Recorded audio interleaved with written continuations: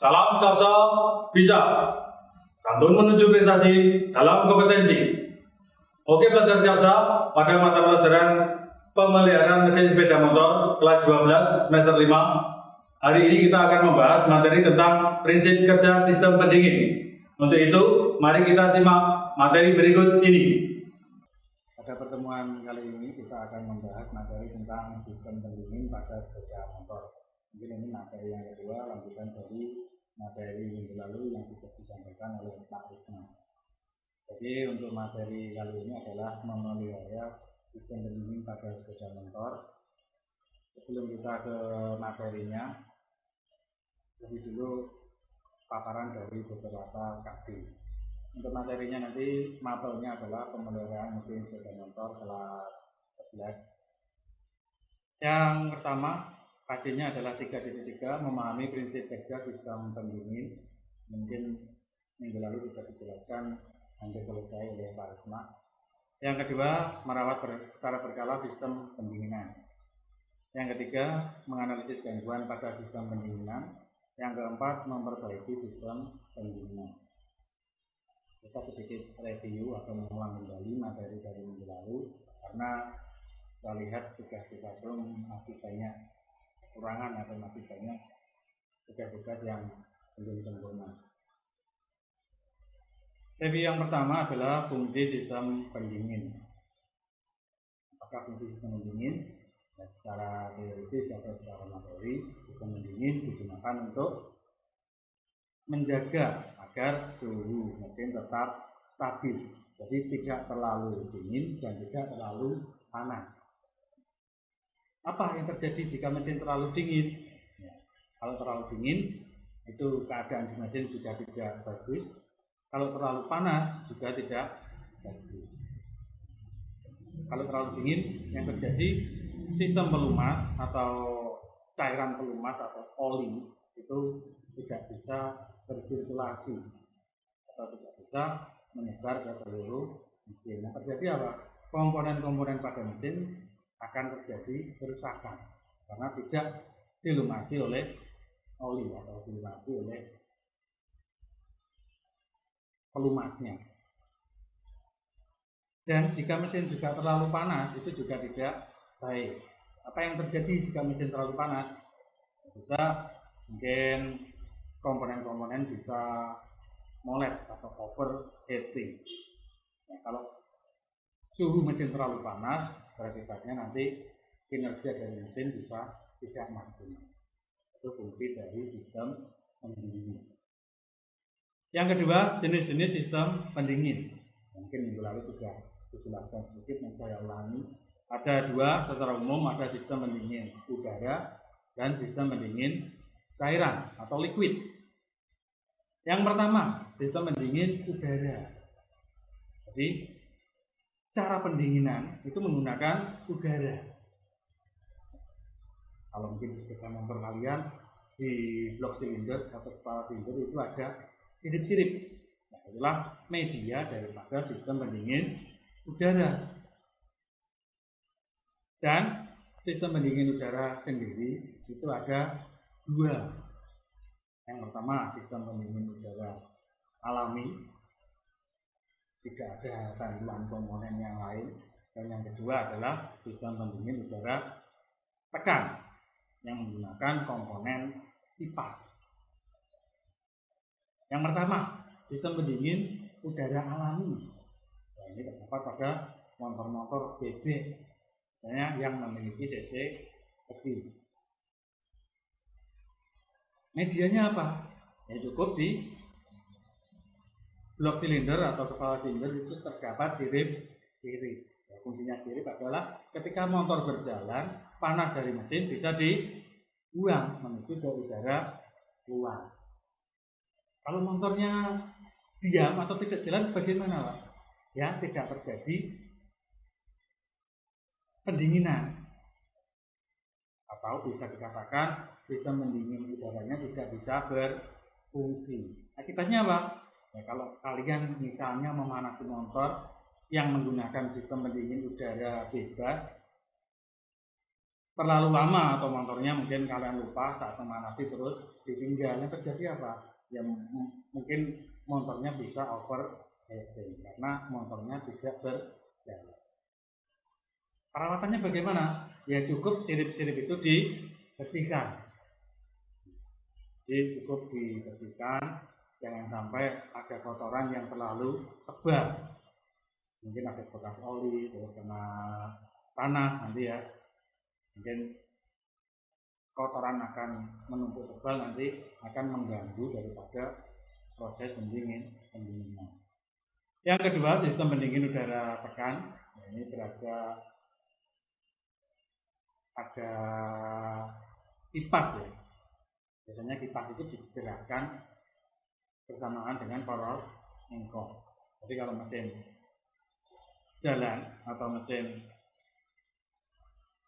hidup, otomatis poros engkolnya berputar. Kalau poros engkolnya berputar, otomatis kipasnya berputar. Nah, kipas tersebut nanti akan mendorong udara menuju ke mesin.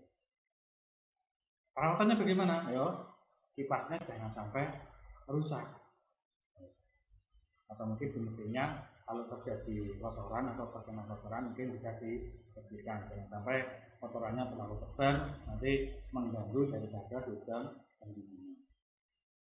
Mungkin untuk pembukaan review fungsi jenis sistem pendingin yang udara nanti tidak kita bahas secara detail. Nanti yang kita bahas secara detail adalah sistem pendingin cairan. Yang ketiga, komponen sistem pendingin. Tapi untuk udara mungkin sudah, untuk sistem pendingin udara alami tadi cuma sirip-sirip, dan untuk sistem pendingin udara tekan tadi ada komponen bantuan yaitu kipas. Yang lebih detail mungkin untuk yang kita bahas hari ini adalah komponen pada sistem pendingin cairan atau liquid. Ini mungkin sedikit ilustrasi tentang gambar dari komponen sistem pendingin cairan. Ini ada yang familiar untuk kalian, itu sistem pendingin cairan pasti ada komponen yang namanya radiator. Fungsinya apa kita bahas. Ada 1, 2, 3, 4, 5, 6. Secara umum ada 6, walaupun ada komponen yang lain yang tidak ada pada gambar ini. Jadi komponen pertama pada sistem pendingin cairan adalah water jacket. Apa itu water jacket? Water jacket adalah lubang pada blok silinder. Jadi di dalam blok silinder, di bagian luarnya tempat piston itu ada lubang. Fungsinya untuk apa? Tempat air.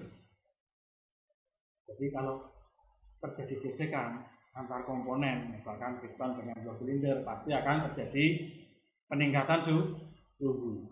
Nah, nanti air tersebut akan mendinginkan daripada komponen-komponen yang panas. Apakah airnya tetap di blok silinder, Pak? Tidak. Nanti airnya akan bersirkulasi dari blok silinder masuk ke radiator. Kalau di radiator sudah dingin, nanti yang dari blok bersirkulasi seterusnya. Jadi yang pertama adalah water jacket, lubang pada blok silinder. Fungsinya untuk tempat air. Yang kedua, ini ada radiator. Ini paling familiar, kalau sistem pendingin cairan pasti ada radiator. Fungsinya untuk apa?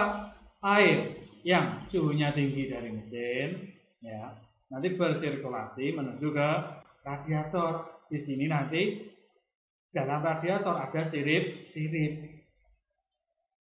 Ya, di sini ada yang berputar kipas. Jadi fungsi radiator adalah mengurangi suhu yang panas dari mesin. Ini mungkin suhunya tinggi ya, bisa 90 sampai 100 derajat, bisa didinginkan dengan bantuan kipas tadi. Yang kedua ada radiator cup atau tutup radiator. Fungsinya jelas untuk menutup radiator, tapi ini tidak bisa diganti dengan tutup sembarangan. Karena radiator cup sendiri atau tutup sendiri nanti terdiri dari beberapa bagian. Jadi di sini ada pengatur suhunya. Kalau suhu di sini terlalu tinggi, nanti katupnya akan membuka dan air akan dialirkan menuju ke tangki recovery. Jadi radiator kap atau tutup radiator. Komponen berikutnya ada kipas ya. Kipas pendingin fungsinya jelas untuk membuang panas yang ada pada air yang ada pada radiator kipas. Kipas jenisnya ada dua, kipas mekanik dan kipas elektrik. Kebetulan yang ada di gambar ini adalah kipas elektrik. Apa Pak kipas elektrik itu? Jadi kipas elektrik adalah kipas yang cara kerjanya atau pergerakannya ini menggunakan bantuan listrik. Apakah kipasnya berputar terus?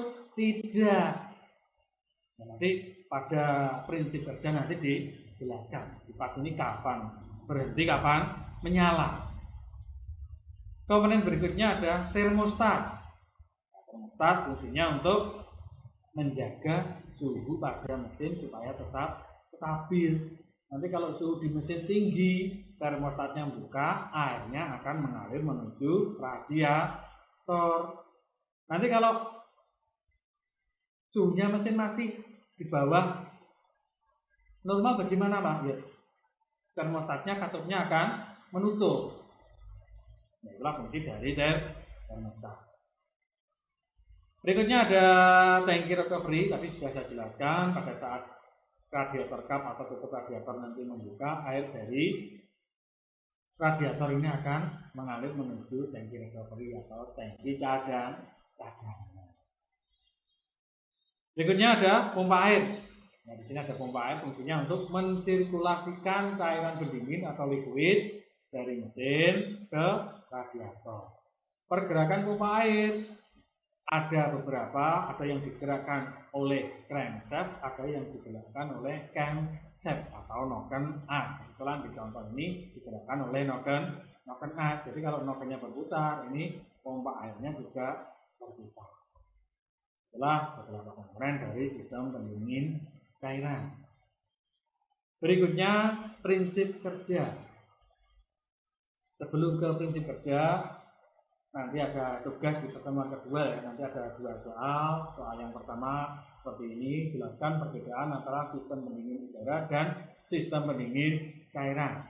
Nanti jawaban silakan kalian tulis di buku tulis atau bisa diketik, nanti bisa dikirim ke Google Classroom-nya masing-masing. Ingat ya, ini tugas untuk pertemuan kedua. Nanti ada dua soal, simak terus videonya sampai selesai. Berikutnya prinsip kerja sistem pendingin cairan. Ada 4. Yang pertama saat warming up atau pada saat suhu mesin masih dalam keadaan dingin. Jadi saat mesin sudah menyala tapi suhunya masih mungkin di bawah 70 atau di bawah 80 derajat, air cuma bersirkulasi di sini saja. Jadi komponen termostat ini belum membuka katupnya. Jadi suhunya masih rendah, mungkin baru dinyalakan atau berjalan tapi belum dalam tempo yang jauh, warming up. Jadi air masih dalam mesin saja. Yang kedua saat termostat membuka, nah ini suhunya sudah mungkin lebih dari 80 atau 90 derajat, termostat akan membuka sehingga air bersirkulasi dari water jacket menuju ke radiator. Yang dari radiator yang suhunya rendah akan masuk menuju ke water jacket. Jadi otomatis suhu mesin masih akan tetap stabil. Ini prinsip kerja yang kedua. Yang ketiga, kipas on. Kapan kipas on atau kipas berputar itu kapan? Jadi saat mesin ini suhunya tinggi 80 sampai 100 derajat ya. Ada sensor yang namanya termosensor. Fungsinya untuk mendeteksi suhu pada mesin. Nah, kalau ini sudah membuka ke sini, ya ini sudah sirkulasi tapi mesinnya tetap panas. Kipasnya akan berputar dengan bantuan termosensor tadi. Termosensor mengirimkan sinyal ke ECM atau ECU. Selanjutnya ECU mengirimkan sensor ke relay daripada kipas. Jadi kipasnya otomatis putar. Nanti kalau air dalam radiator sudah dingin kembali, kipasnya berhenti, bersirkulasi lagi. Demikian.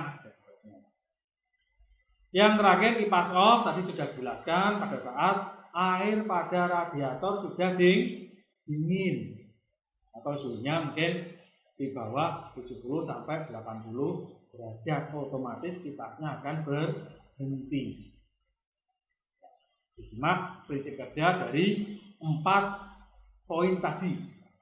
Mungkin nanti bisa dijadikan tugas untuk pertemuan kali ini ataupun pertemuan yang akan datang. Jadi simak terus penjelasan dari guru pengajarnya. Jadi ada 4 poin ya dari prinsip kerja sistem pendingin. Yang pertama warming up ataupun saat mesin masih dingin. Yang kedua termostat membuka. Yang ketiga kipas menyala. Dan yang keempat kipas mati.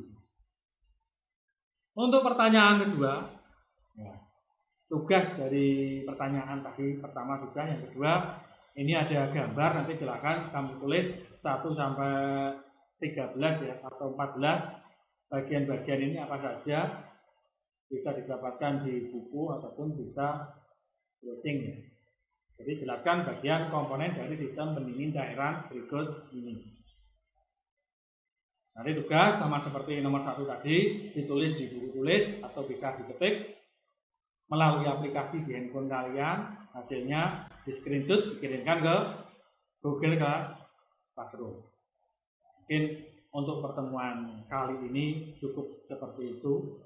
Nanti minggu depan kita lanjutkan ke perawatan atau cara merawat berkala daripada sistem pendingin cairan. Kalau sistem pendingin udara saya rasa perawatannya tidak terlalu sulit. Sekian materi dari saya, ada kurang lebihnya mohon maaf. Wassalamualaikum warahmatullahi wabarakatuh. Baiklah pelajar Skapsa, demikian materi hari ini mengenai prinsip kerja sistem pendingin. Untuk pengumpulan tugas melalui Google Classroom. Jangan lupa like dan komen untuk mendukung program ini. Klik subscribe dan tekan tombol lonceng supaya tidak ketinggalan informasi. Share jika menurut kalian video ini bermanfaat untuk orang lain. Sampai jumpa di video kita selanjutnya. Salam Skapsa, bisa sekolah berbudaya industri, berkarakter wirausaha, menjadi idola sekediri raya.